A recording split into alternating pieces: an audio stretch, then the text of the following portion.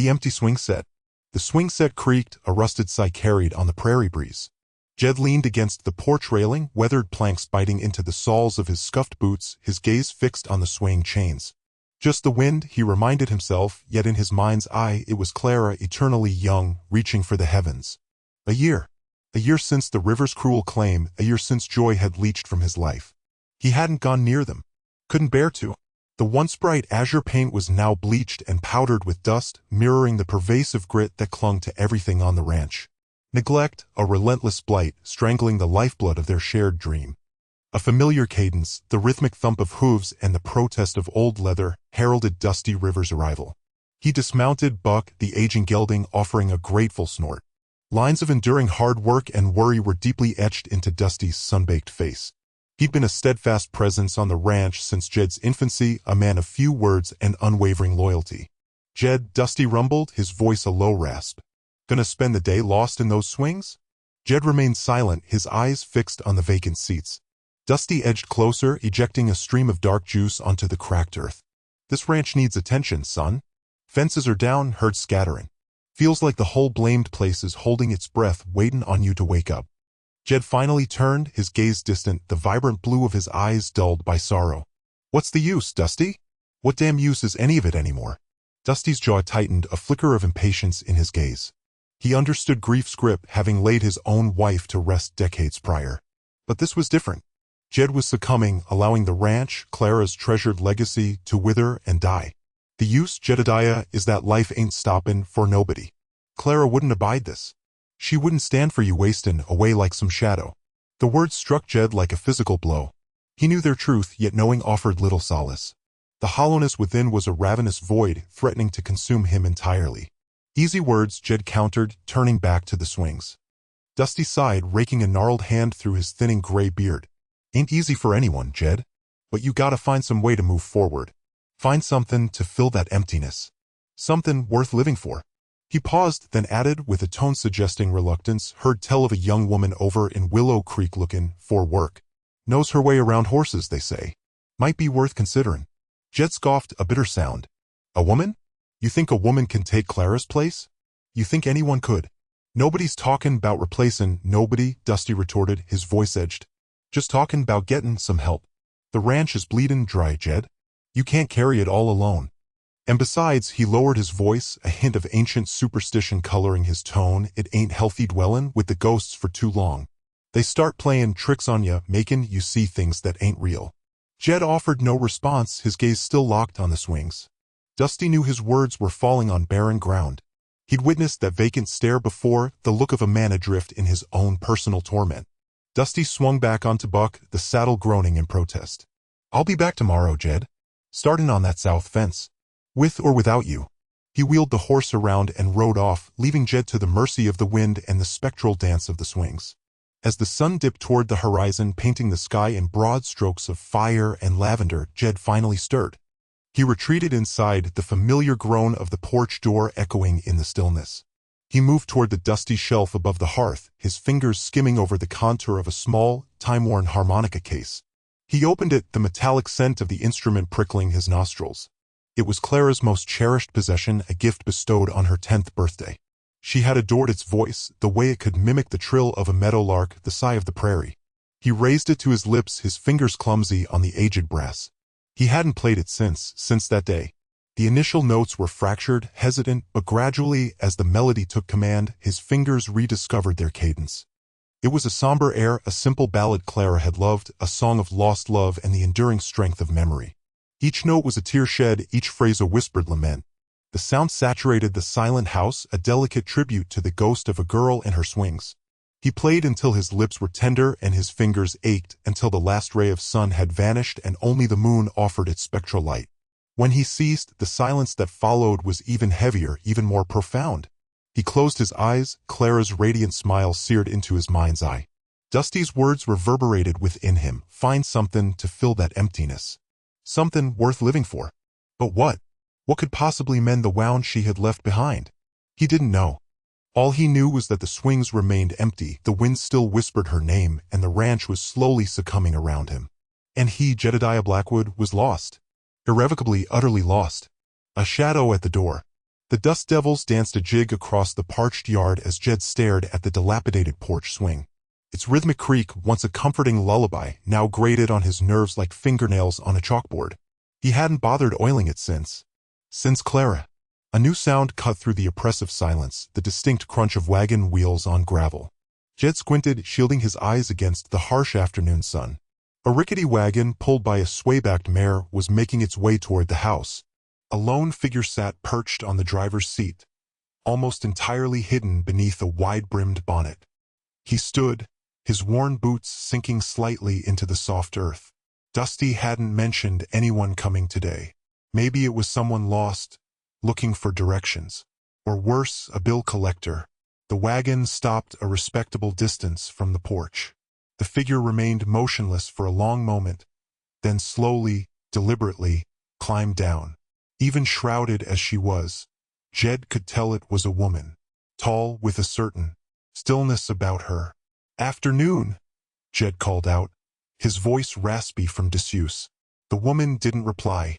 She simply stood there, a silent sentinel in the swirling dust. Finally, she took a hesitant step forward. "Mr. Callahan?" Her voice was low, almost a whisper, and carried a faint, unfamiliar lilt. Jed frowned. "That's right. And you are Willow." She offered no last name. I saw your advertisement in Willow Creek." His advertisement? Dusty. He should have known. "For the servant position?" Willow nodded, the bonnet shadowing her face. "Yes, sir." He studied her, his gaze lingering on the worn fabric of her dress and the calloused hands clutching a small, patched-up carpetbag. He hadn't imagined. Well, he hadn't imagined anything, really. He'd been too busy drowning in his own misery. "I wasn't expecting anyone so soon." He ran a hand through his unkempt hair. "Come on up to the porch." He gestured towards the steps and turned, leading the way. The swing creaked a mournful tune as he settled into it. Willow remained standing at the foot of the steps, her face still hidden. "So," Jed began, trying to sound more composed than he felt. "You're from Willow Creek?" "Yes, sir." "Experienced?" "I've kept house before, sir. Cooked, cleaned, tended to gardens." He grunted. "This ain't exactly a house. It's more of a wreck." He gestured around the neglected yard. "And the garden's gone to weeds." "I'm not afraid of hard work, Mr. Callahan."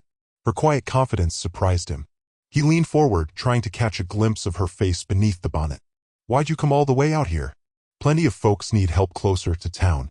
She hesitated, and for a moment he thought she wouldn't answer. I needed a change of scenery, sir. A fresh start." He knew something about needing a fresh start, though he doubted hers was as soaked in grief as his. "All right," he said, standing abruptly. "I suppose there's no harm in giving you a try. But understand this, Willow. I'm not looking for any trouble. Just someone to keep the place from falling down around my ears." He turned towards the house. "Maggie," he bellowed, his voice echoing across the yard. "We got company."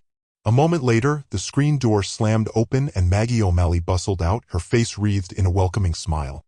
Her red hair, usually pinned up in a neat bun, had come loose in several places, framing her rosy cheeks. "Jed, what's all the ruckus?" she began, then her gaze fell on Willow. Her smile widened. "Oh, you must be the new girl. I'm Maggie O'Malley. Pleasure to meet you." She hurried down the steps, extending a hand towards Willow. Willow hesitated, then cautiously took Maggie's hand. "Willow," she said softly. Maggie's grip was surprisingly strong. "Welcome to the Callahan Ranch, Willow. Don't mind Jed, he's just a bit overwhelmed these days. Come on inside. I've got a pot of coffee brewing and some of my apple pie fresh out of the oven." She tugged gently on Willow's arm, pulling her towards the house.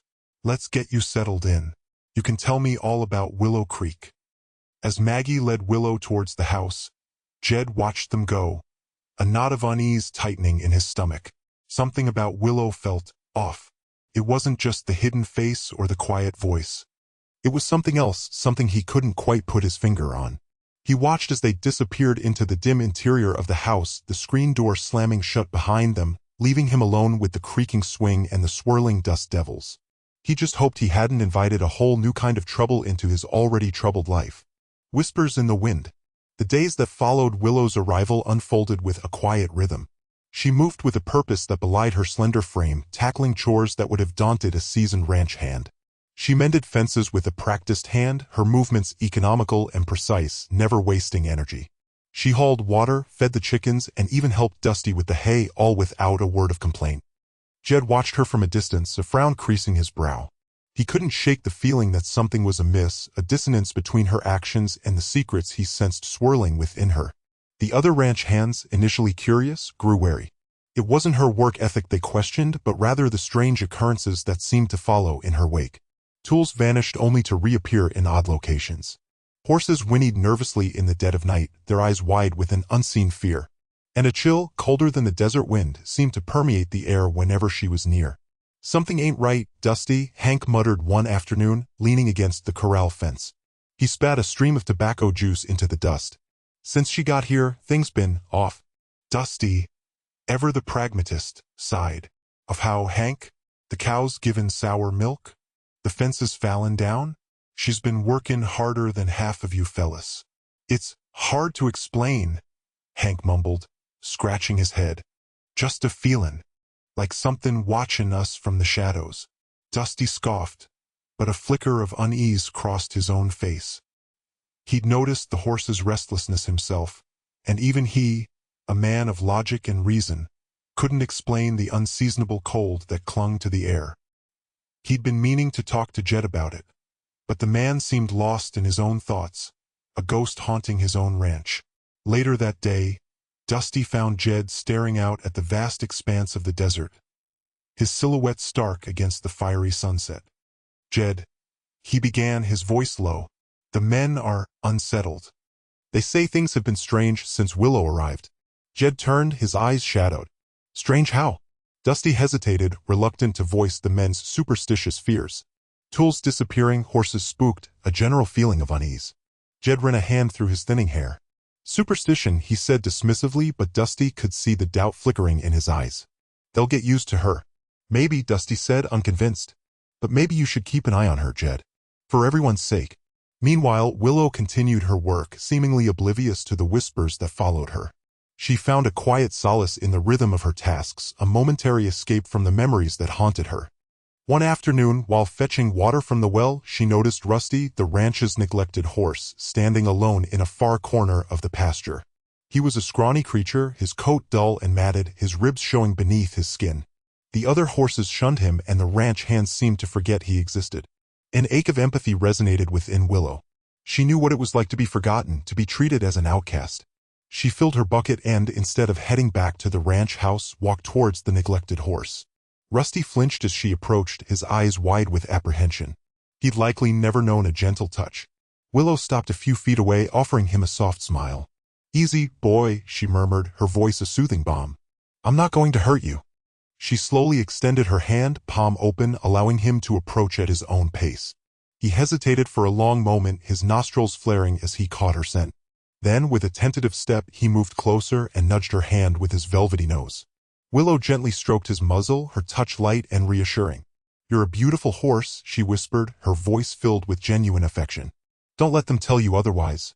She spent the next hour grooming Rusty, carefully brushing the knots from his mane and tail. She spoke to him in soft tones, telling him stories of her childhood, of a life far removed from the harsh realities of the ranch. As she worked, Rusty leaned into her touch, his body relaxing beneath her gentle ministrations. That evening, as the sun dipped below the horizon, painting the sky in hues of orange and purple, Willow stood by the corral, watching Rusty graze peacefully. For the first time since arriving at the ranch, she felt a flicker of hope, a fragile connection to this harsh, unforgiving land.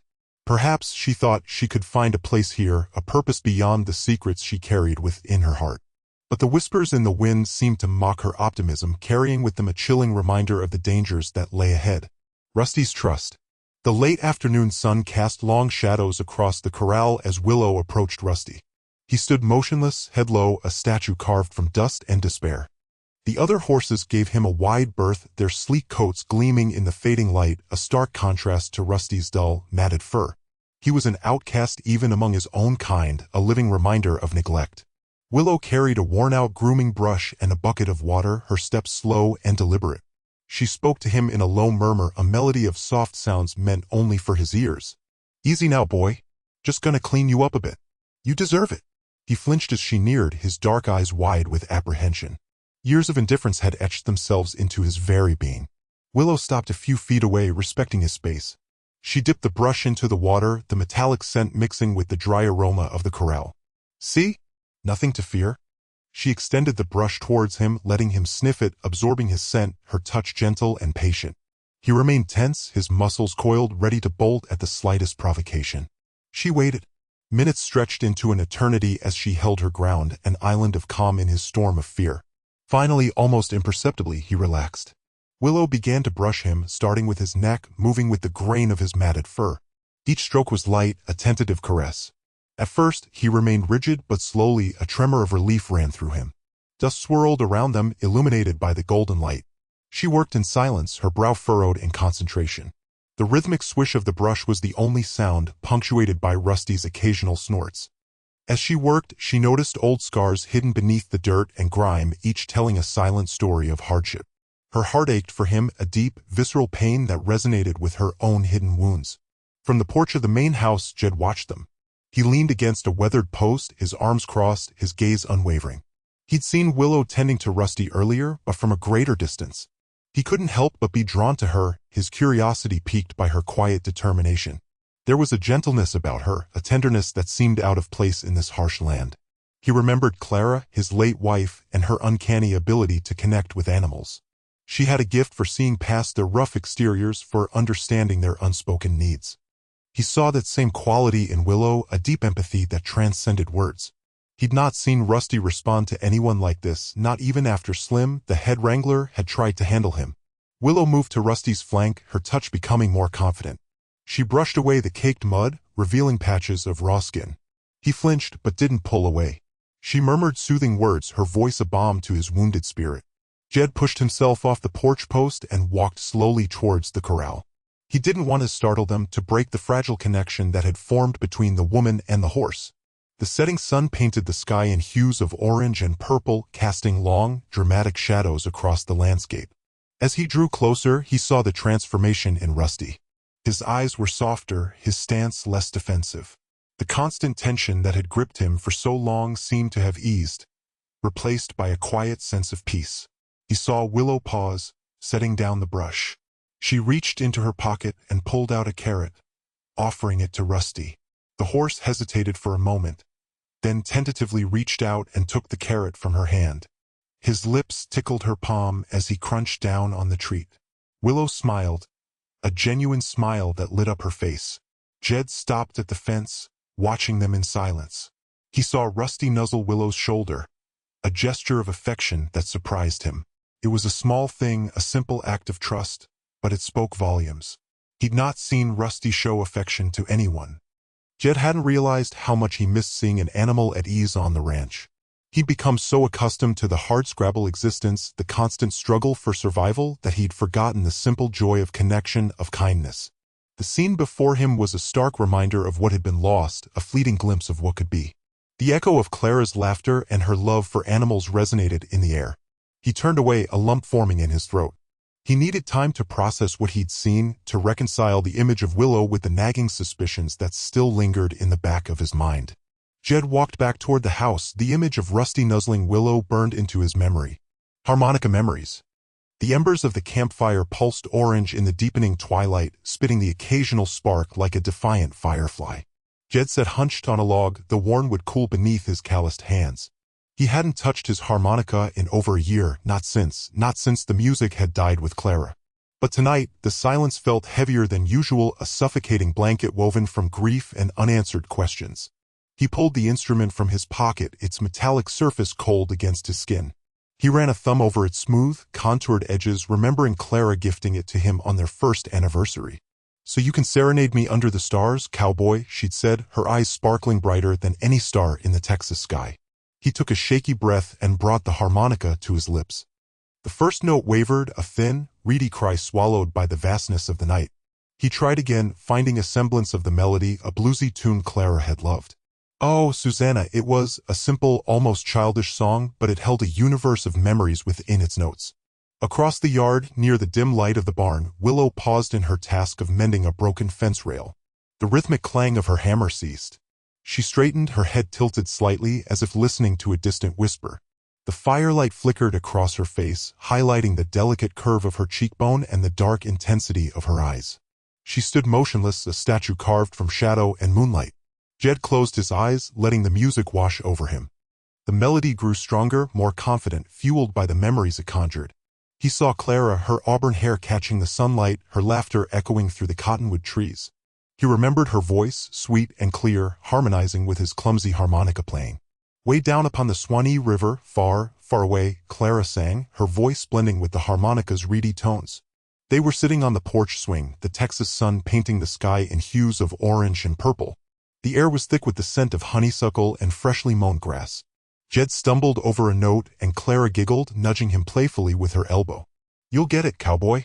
Just keep practicing." He grinned, his heart overflowing with a love so profound it felt like it could burst. He tried again, focusing on her voice, letting it guide him. Soon, they were singing together, their voices rising and falling in perfect harmony. "That's it," Clara exclaimed, clapping her hands. "You're a regular virtuoso." He laughed, shaking his head.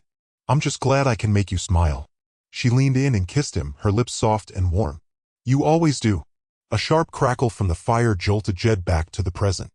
The music faltered, the melody dissolving into a discordant jumble of notes. He opened his eyes, blinking back tears. The memory felt so real, so vivid, it was as if Clara were still here, sitting beside him, her hand in his. He looked towards the barn. Willow was still standing there, motionless, her silhouette framed against the faint light. He couldn't see her face, but he could sense her presence. A strange stillness that emanated from her like a silent hum. He lowered the harmonica, his fingers trembling. What was she thinking? Did the music bother her? Or something else? He watched her for a long moment, his gaze unwavering. Finally, she stirred, lifting her hand to brush a stray strand of hair from her face. She hesitated, then slowly turned and walked towards the bunkhouse, disappearing into the shadows. Jed stared into the dying embers, the harmonica heavy in his hand. The silence returned, thicker and more oppressive than before. It wasn't just the silence of the night. It was the silence of unanswered questions, of unspoken emotions, of a past that refused to stay buried. He knew with a certainty that chilled him to the bone that Willow's reaction to the music was more than just a passing fancy. It was a connection, a thread woven from shared memories, or something far more unsettling. The storm breaks. The wind howled like a banshee, clawing at the windows of the ranch house. Rain lashed against the glass, blurring the world outside into a gray, turbulent soup. Jed sat at the kitchen table, a half-empty mug of coffee growing cold in his hand. He hadn't slept properly in days, the harmonica serenade echoing in his mind, mixed with a growing unease about Willow. Dusty Rivers burst through the back door, soaked to the bone. "Jed, we've got trouble. Bad trouble." He shook his head, water spraying from his hat. "Lightning hit the north barn. It's on fire." Jed was on his feet instantly, adrenaline surging through him. "How bad?" "Bad enough. The wind's fanning the flames. I tried to get close, but it's too hot." Dusty's face was grim. "And the cattle, the thunder spooked them. They've stampeded." Jed swore under his breath. Everything was unraveling. He grabbed his oilskin coat and hat. "Get the truck. We need to try and contain the fire, and then we'll worry about the herd." Outside, the storm was a raging beast. The air crackled with electricity. As they drove towards the barn, Jed could see the flames licking at the night sky, painting the rain-slicked landscape in shades of orange and red. Willow was already there, silhouetted against the inferno. She was directing the few ranch hands. "Besides, you need to focus on the fire and those cattle. They'll be miles away by now, heading straight for O'Malley's land." Jed hesitated, torn. He knew Dusty was right. The fire was spreading rapidly, threatening the other buildings. And the cattle posed a danger to themselves and Maggie O'Malley's property. He reluctantly turned his attention to the fire, grabbing a bucket and joining the desperate effort to contain the flames. Hours blurred into a frantic struggle against the elements. The rain continued to fall, but it was no match for the fire's insatiable hunger. Finally, as dawn began to break, painting the sky in bruised hues of purple and gray, the fire began to subside, leaving behind a smoldering skeleton of what was once the north barn. Exhausted and covered in soot, Jed leaned against the truck, watching the smoke curl into the sky. He hadn't seen Willow since she disappeared into the barn. Fear gnawed at him. Then, through the smoke, he saw her. She was leading Rusty, the neglected Palomino, out of the barn. The horse was trembling, its eyes wide with terror, but it followed Willow docilely. Another hand was leading 2 more horses behind them. Willow emerged into the daylight, her face streaked with dirt and grime, but her eyes were clear and bright. She led Rusty towards Jed. "He's scared, but he's all right," she spoke softly, stroking the horse's neck. "He needs tending to." Jed stared at her, speechless. He didn't understand how she had managed to get the horses out, or why Rusty, who usually shied away from everyone, was so calm with her. It was as if she possessed some kind of magic. As if summoned by his thoughts, Maggie O'Malley's truck pulled up beside them, the headlights cutting through the smoky dawn. Maggie jumped out, her face etched with concern. "Jed, I heard about the fire, and your cattle. They've trampled half my fence line. Are you all right?" Jed managed a weak smile. "We'll fix the fence, Maggie. Thanks for checking in." Maggie's gaze shifted to Willow, her eyes narrowing slightly. "And who's this?" "This is Willow," Jed said, his voice rough with exhaustion. "She's helping out on the ranch." Maggie studied Willow for a moment, then nodded slowly. "Well, welcome to the neighborhood, Willow. Looks like you arrived just in time." She turned back to Jed, her voice softening. "You know, Jed, you don't have to do this alone. We're here for you." As Maggie spoke, Rusty nuzzled Willow's shoulder, a low whinny rumbling in his chest. Jed watched them, a strange mix of gratitude and unease swirling within him. The storm had broken, leaving behind a trail of destruction. But it had also revealed something else, a glimmer of hope, perhaps, or something far more complicated, something that threatened to change everything he thought he knew. A voice from the past. The gale keened, a mournful cry that plastered Willow's hair across her vision as she guided the last of the cattle toward the lower pasture's dubious haven. Forked lightning exposed the herd's terrified eyes, the earth vibrating with their frantic passage. Jed, utterly drenched and fighting down a rising tide of apprehension, watched from the splintered fence, captivated. Her movements possessed an uncanny serenity, a stark contrast to the tempestuous violence surrounding them. Then, cutting through the cacophony, the inferno's roar, the wind's shriek, the cattle's desperate moans, a melody emerged. Faint initially, it swelled into a lullaby. Hummed, not sung, the simple tune possessed an undeniable potency, pacifying the agitated animals. He recognized it. Decades might have passed, yet the air clung to the tune in the deepest chambers of memory. Sarah used to croon it every night for their daughter, Emily. Until the night ceased. His breath hitched. The world swam, the roaring flames receding to a distant murmur. He clung to the fence, knuckles bone white. Impossible. It was just a melody. Countless individuals knew it. But Willow's rendering, the gentle undulation of the notes, it echoed Sarah's cadence, Sarah's unique rhythm. A dizzying wave crashed over him, and he squeezed his eyes shut, battling a phantom ache in his chest. Reopening them, he saw Willow leading Rusty away from the ablaze barn. The horse, renowned for his skittishness, followed with remarkable gentility. Tongues of flame clawed at the barn's aged siding, painting Willow's face in hues of orange. He noted the strain etched into her posture, the smudge of soot adorning her cheek, but her gaze held an unwavering resolve. A portion of the roof caved in with a thunderous report, showering the air with sparks. Rusty reared, eyes wide pools of fright. Willow remained unfazed. She interposed herself between the animal and the cascading debris, offering her body as a shield.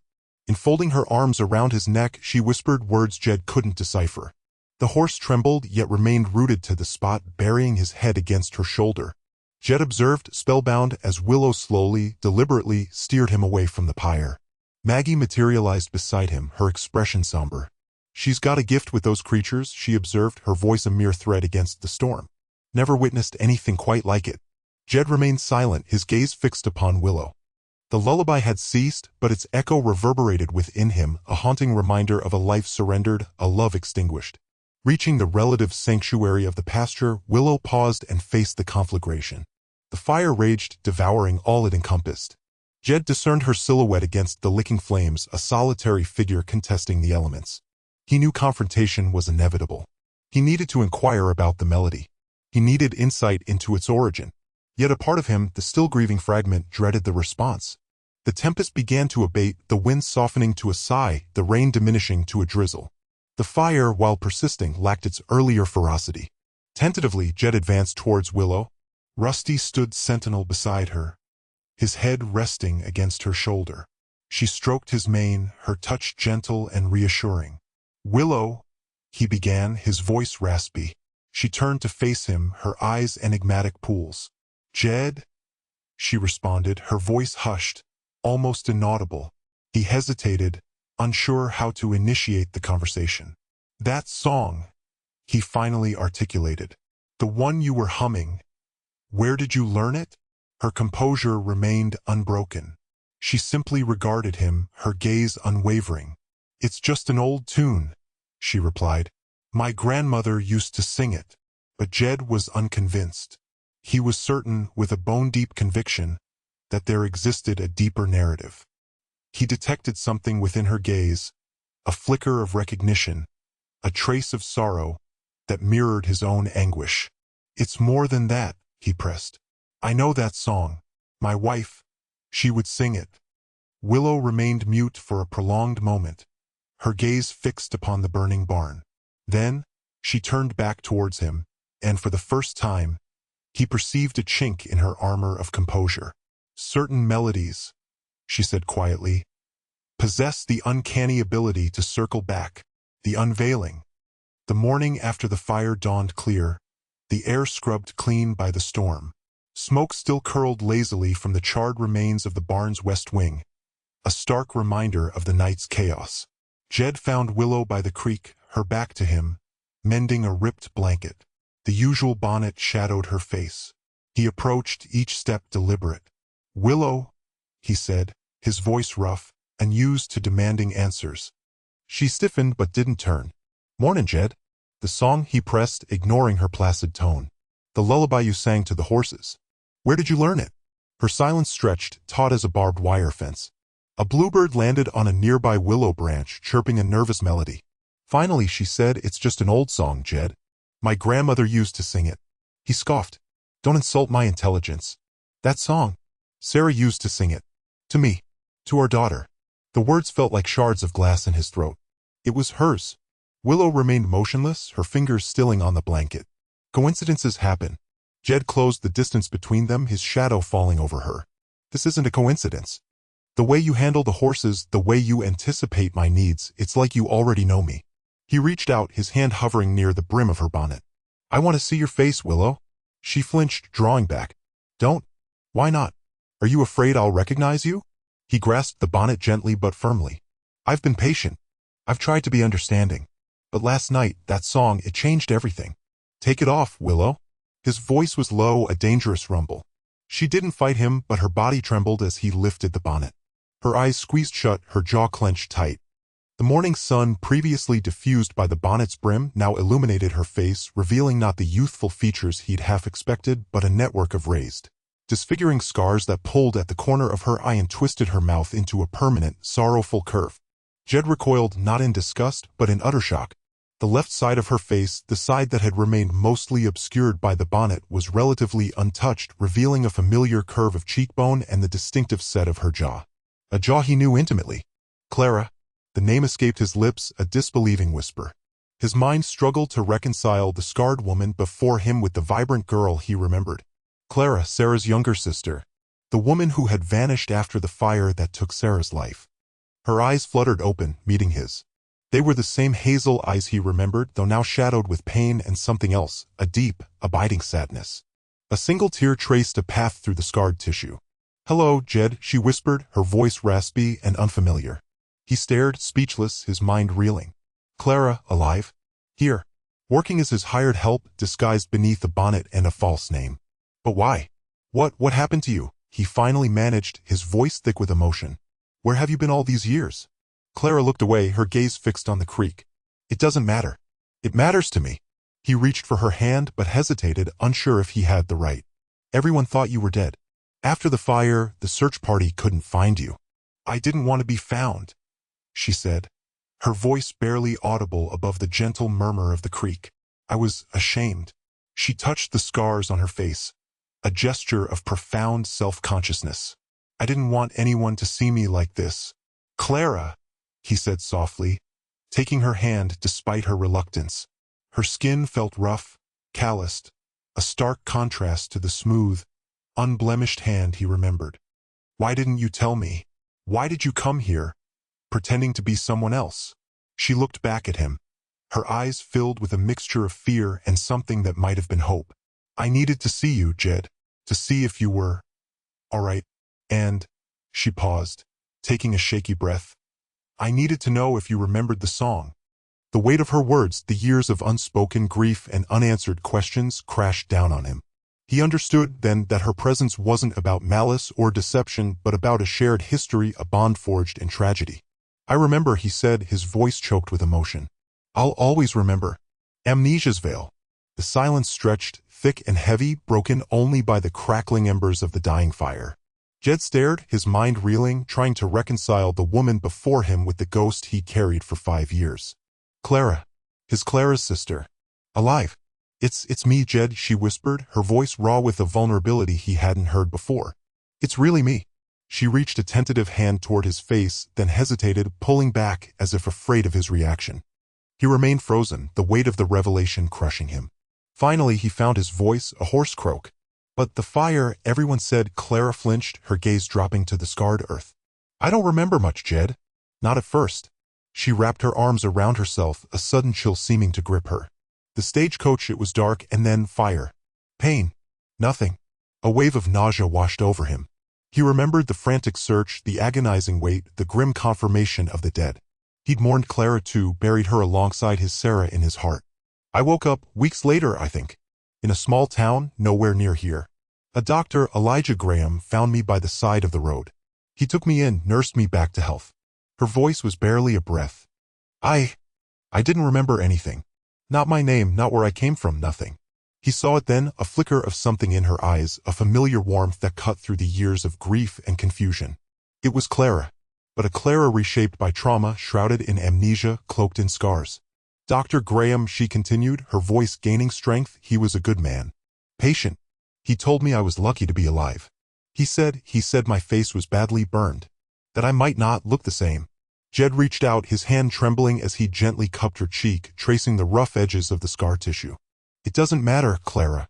She flinched at his touch, pulling away slightly. But it does, Jed. It mattered to me. When my memories started coming back in fragments, I remembered Sarah. I remembered you. And I remembered this. She gestured to her face. I couldn't just appear. Not like this. Not knowing if you. Her voice trailed off, choked with emotion. He remembered the day of the accident, a stagecoach barreling down a steep incline, a wheel snapping, sending the vehicle careening into a ravine. He hadn't been there, but the images, pieced together from fragmented accounts, were seared into his memory. He imagined Clara, trapped, engulfed in flames. Flashback, a rough-hewn cabin, the air thick with the smell of medicinal herbs. A gaunt woman lies in a simple bed, her face swathed in bandages. A man with kind eyes and weathered hands, Dr. Graham, sits beside her, patiently spoon-feeding her broth. He speaks in low, soothing tones, telling her stories of the mountains, of the resilience of nature, never pushing, always gentle. Rest, child, he murmurs.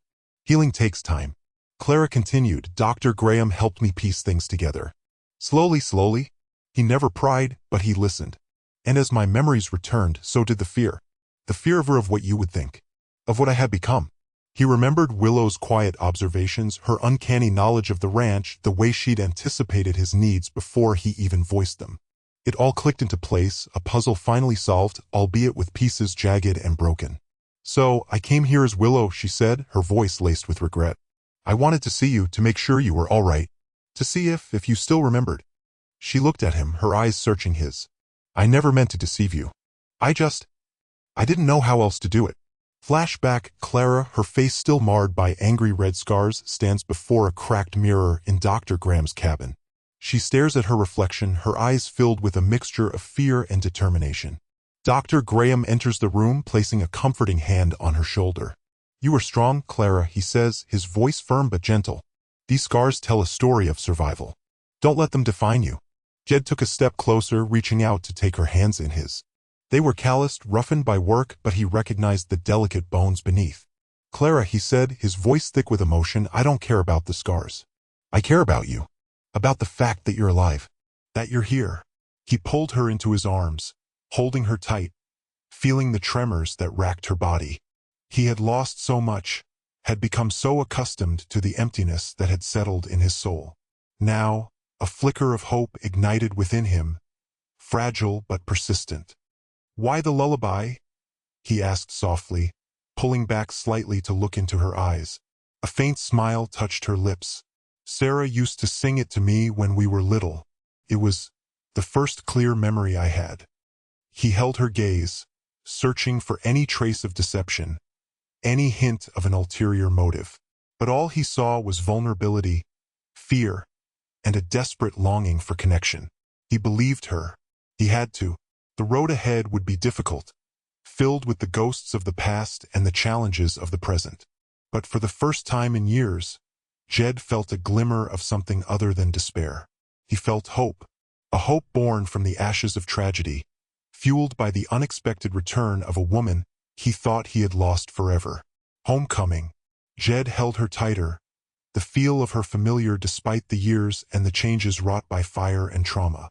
"Clara," he whispered, the name a prayer against the roaring wind. "It's really you." She pulled back just enough to look at him, her scarred face etched with a vulnerability that shattered the last of his defenses.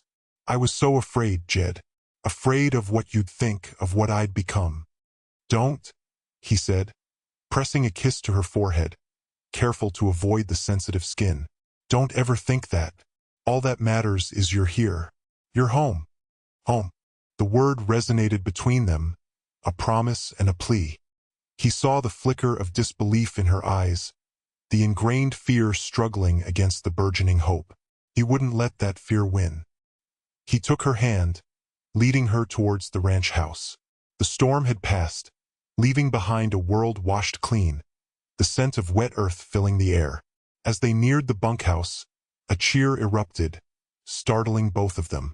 Dusty Rivers, still soaked and grim, raised a tin cup. "To Clara. Welcome home." The other ranch hands echoed the sentiment, their faces alight with genuine joy. Maggie O'Malley, her usual crisp demeanor softened with concern, hurried forward, enveloping Clara in a warm hug. Clara looked stunned, tears welling in her eyes. I don't understand." "We all figured it out, one way or another," Dusty chuckled, gesturing towards Jed. "The boss here ain't exactly subtle when he's smitten." A wave of warmth washed over Jed. He hadn't realized how much he'd craved this, not just Clara's return, but the acceptance, the shared joy of their community. The next few days were a whirlwind of activity. The ranch hands, energized by Clara's presence, worked with renewed vigor. They mended fences damaged by the stampede, rebuilt the collapsed section of the barn, and tended to the injured cattle. Jed found himself working alongside them, the grief that had weighed him down for so long beginning to lift. Clara, no longer Willow, threw herself into the work as well.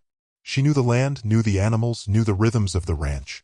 There was a quiet strength in her movements, a competence that belied the years of hardship and hiding. She tended to the horses, her touch gentle and sure.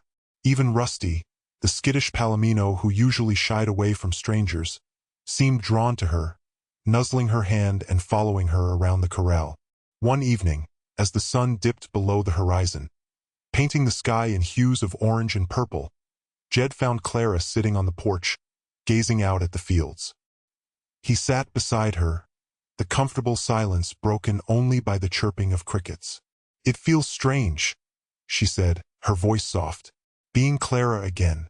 Being me." "It'll take time," Jed replied, taking her hand. "But you're not alone. We'll figure it out together." He looked at her face, no longer seeing the scars as disfigurements, but as a map of her journey, a testament to her resilience. He traced the lines with his fingertips, feeling the warmth of her skin beneath his touch. "I was so foolish," she whispered, "to think you wouldn't want me." "Clara," he said, his voice thick with emotion, "I would have searched the ends of the earth for you. Scars or no scars. You are my family." He leaned in and kissed her, a slow, tender kiss that spoke of forgiveness, acceptance, and a love that had weathered the storm. The following weeks saw the ranch slowly returning to normal, but it was a new normal imbued with a sense of hope and possibility. Jed and Clara worked side by side, making decisions together, their partnership solidifying with each passing day. They discussed plans for the future, dreams they had both thought were long dead now flickering back to life. They talked about expanding the cattle herd, improving the irrigation system, maybe even starting a family. One morning, Jed found Clara in the barn, surrounded by a litter of newborn kittens. She looked up at him, her face radiant with joy. "They're beautiful, aren't they?" she said, scooping one up and cradling it in her arms. Jed smiled, his heart overflowing with love. "Just like you," he said, stepping closer and wrapping his arms around her. As he held her close, he knew that the road ahead wouldn't be easy. There would be challenges, setbacks, and moments of doubt. But they would face them together, stronger than before, bound by a love that had been forged in the fires of tragedy and tempered by the passage of time. Clara was home. And for the first time in a long time, Jed felt like he was too.